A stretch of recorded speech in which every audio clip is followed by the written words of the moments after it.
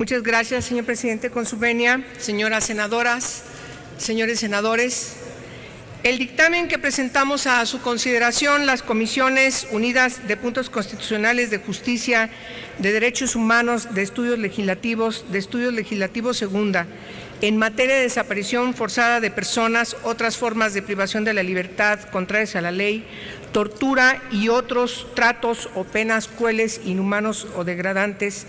Adiciones, por cierto, en el inciso A de la fracción 21 del artículo 73, dictamina diversas iniciativas que senadoras y senadores hemos presentado y también la que diversas organizaciones de la sociedad civil, ciudadanas y ciudadanos a título personal han entregado a este Senado. Todas fundadas en la armonización, particularmente de la Convención Internacional para la Protección de todas las personas contra las desapariciones forzadas, la Convención Interamericana sobre la Desaparición Forzada de Personas, la Convención Interamericana para Prevenir y Sancionar la Tortura, la Convención contra la Tortura y otros tratos o penas crueles, inhumanos o degradantes, o la Convención Americana de Derechos Humanos, el Pacto Internacional sobre Derechos Civiles y Políticos, entre otros. Todos estos tratados son aprobados, están aprobados por el Estado mexicano. La desaparición forzada o perpetrada entre particulares, así como la tortura, constituyen delitos graves en el derecho internacional de los derechos humanos al que nos hemos vinculado. Y para el cumplimiento de la vinculación del Estado mexicano con el derecho internacional, y además por las diversas dificultades que estamos enfrentando para su cumplimiento, se da origen, por cierto, a distintas recomendaciones y exigencias, tanto de organismos internacionales como de defensoras de derechos humanos. Este Senado de la República ha considerado pertinente reformar la Constitución para que el Congreso de la Unión tenga la facultad expresa para legislar en estas materias a través de leyes generales que, permítanme decirlo, primero, sean observadas en todo el territorio nacional, para lo cual es necesario un solo instrumento jurídico en cada una de estas materias. Segundo, se homologue los tipos penales de desaparición de personas y de tortura. Tercero, se establezcan las bases de coordinación y distribución de competencias entre los distintos órdenes de gobierno para prevenir, investigar y sancionar estos delitos que deben ser perseguidos oficiosamente. Cuarto, se garantice la debida diligencia para preservar la integridad de víctimas y testigos. Quinto, se establezcan los mismos criterios y mecanismos para ser aplicados de manera integral y armónica. Sexto, haya reparación integral del daño a las víctimas sobrevivientes y a las víctimas, a los familiares de las víctimas. Séptimo, en el caso de la tortura, establecer los mismos criterios para el funcionamiento del mecanismo contra la tortura que tienen bajo su jurisdicción la Comisión Nacional de los Derechos Humanos y los 32 organismos autónomos de derechos humanos de las entidades federativas. De igual manera, un solo mecanismo de aplicación del Protocolo de Estambul por parte de las autoridades judiciales. Y octavo, en el caso de la desaparición forzada, primero, el delito sea imprescriptible, tanto en la desaparición forzada como la perpetrada entre particulares. Dos, la obligación de autoridades federales y de las 32 entidades federativas a coordinarse. 3, constituirse un solo registro nacional de datos de personas detenidas. 4, un solo registro de personas desaparecidas. 5, un solo registro de perfiles genéticos. 6, un solo mecanismo que articule a las procuradurías o fiscalías para la búsqueda de emergencia. 7, que tenga como objetivo regresar con vida a la persona desaparecida. 8, se preserve la seguridad de las familias y testigos. 9, se establezcan los criterios para la declaración de ausencia y se les brinde a las familias la estabilidad indispensable para evitar que el impacto de la desaparición trastoque en menor medida a los familiares dependientes. En el caso del tipo penal que aplicará para toda la República, es indispensable concebirlo a la luz de los tratados.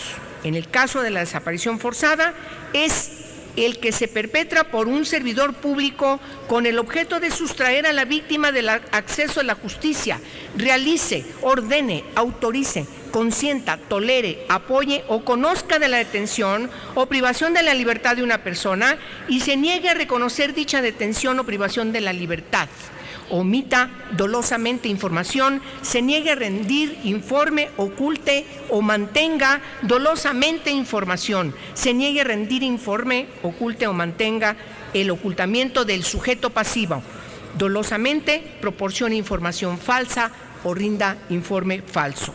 Esta reforma constitucional permitirá que en la ley también se establezca como sujeto activo de este delito al particular que, aprovechando la autorización, apoyo, tolerancia o aquiescencia de algún servidor público, realice estas conductas.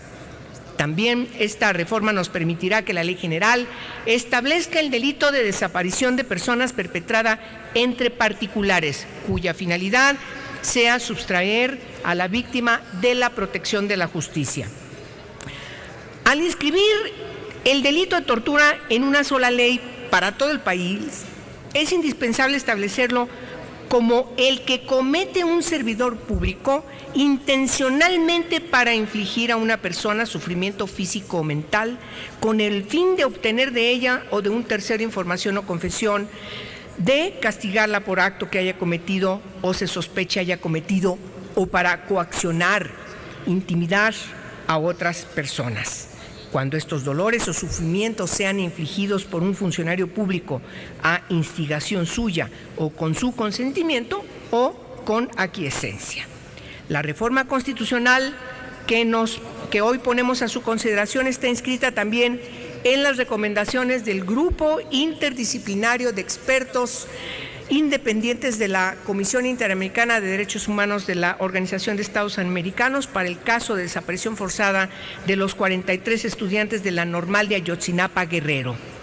Señoras y señores, las cifras sobre desapariciones de personas tienen una característica. Ninguna es coincidente con la otra. Sin embargo, es necesario poner no números, sino caras, cuerpos, personas, nombres, identidades.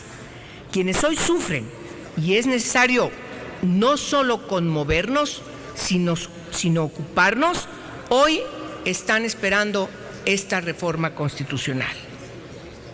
No voy a decir que a nuestras oficinas llegan familias relatando sus penas, sus incertidumbres, sus angustias, pero también sus maltratos por parte de alguna autoridad, quienes no en pocos casos esgrimen legislación laxa o la no competencia en determinados casos.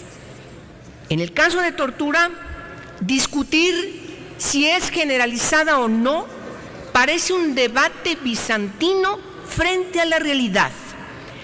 La necesidad desde la ley de desmontar culturas de siglos, donde la lapidación, los palos, el cercenamiento de partes, crucificaciones y otros suplicios como el tehuacanazo, el pocito, los toques, la asfixia, violaciones, especialmente contra mujeres, y otros sufrimientos físicos o psicológicos es y ha sido lo real. Además de desmontar estas culturas, también es indispensable castigarlas. Llegará el momento en que tendremos que discutir cuál de estas convenciones, tanto de Naciones Unidas como de la Organización de Estados Americanos, es la que debe motivar la redacción de los preceptos de estas leyes generales. La opinión muy personal mía, me parece que no hay duda que en el caso de la desaparición de personas, los preceptos establecidos en la Convención de Naciones Unidas es mucho más avanzada. Y en el caso de tortura, la Convención de la Organización de Estados Americanos. Es entonces cuando tendremos que discutir, ciertamente, como nos lo han reclamado, de que México estamos llegando tarde a estas definiciones. Pero yo creo, sin duda, como aquí lo anticiparon los dos presidentes en el uso de la palabra antes de mí, que lo que habremos de discutir y decidir en estas leyes generales podrá ser, como en el caso de trata, que también trabajamos aquí en el Senado de la República, tipos penales avanzados, progresistas, tomando en consideración el derecho comparado y sobre todo las expertices que se han construido en el mundo del garantismo. Muchas gracias a todos ustedes por su atención y sobre todo muchas gracias por su voto afirmativo a esta reforma. Gracias, senadora de la Peña.